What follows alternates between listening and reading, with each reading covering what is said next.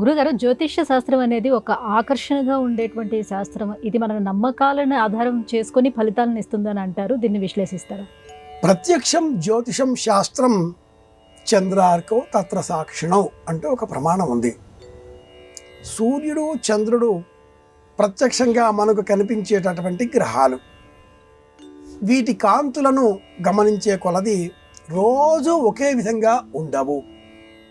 చంద్రుడి కాంతి కొద్ది రోజులు తగ్గుతుంది, కొద్ది రోజులు పెరుగుతుంది. సూర్యకాంతి కూడా మనకు ఒకే రోజు ఒకే విధంగా ఉండదు.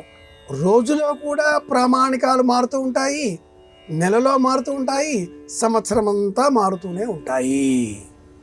ఇలాంటి ప్రత్యక్షంగా కనిపించేటటువంటి జ్యోతిష్యులు సూర్యచంద్రులు కాగా ఇతర గ్రహాల కదలికలు కూడా ఈ కాంతి పుంజములకు అడ్డు రావడం, పైకి రావడం, క్రిందిగా మారిపోవడం, కాంతి పుంజములకు ఈ విధమైనటువంటి మార్పులు కలిగించడంతో ఈ గ్రహాల కారకంగా మనపైన పడేటటువంటి కాంతి కిరణముల సరళి మార్చి మనపైన పడిన కారణం చేత మన స్వభావాలు గుణగణాలు మారుతూ ఉంటాయి. కోపం బాగా పెరిగింది, కుజుడి కారకం.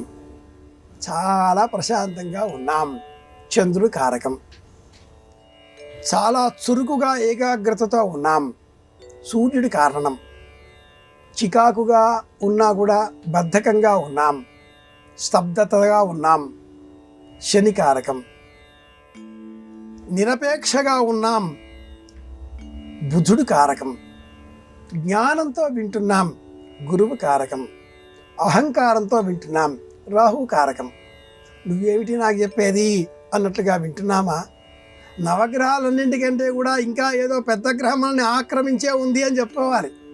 అది అహం, నేను అనే భావం.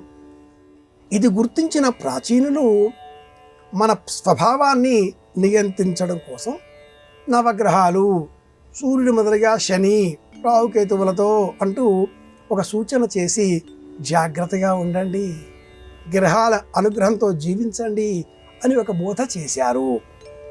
ఇందులో కూడా మళ్ళీ వర్జ్యం సమయం, రాహుకాల సమయం, ఘటికా కాలం, గుళిక కాలం, యమకంటక కాలం, శనికి సంబంధించిన వార దుర్ముహూర్తం, ప్రతిరోజు ఉదయం ఆ గ్రహానికి సంబంధించిన హోర ప్రారంభం కావడం, గంట గంటకు హోర మారుతూ ఉంటుంది.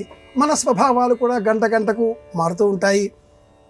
ఇలా సంప్రదాయం తెలిసిన ప్రాచీనులు మనకు జ్యోతిర్విజ్ఞానాన్ని ఆధారం చేసుకుని మన ప్రవర్తనను సక్రమంగా ఉంచే ప్రయత్నం చేశారు.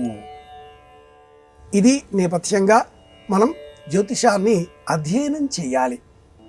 అలా కాకుండా జ్యోతిష ఫలితాంశాలని ఆధారం చేసుకొని గ్రహాల దృష్టి బాగోలేదు, అందుకే నా జాతకం ఇలా ఉంది, అందుకే నా సంకల్పాలేవి కూడా పూర్తి కావడం లేదు, గ్రహాల అనుగ్రహం అద్భుతంగా ఉంది, నాకు ఎవడైనా డబ్బు తెచ్చిస్తాడా, ఇలా ఆలోచించకూడదు.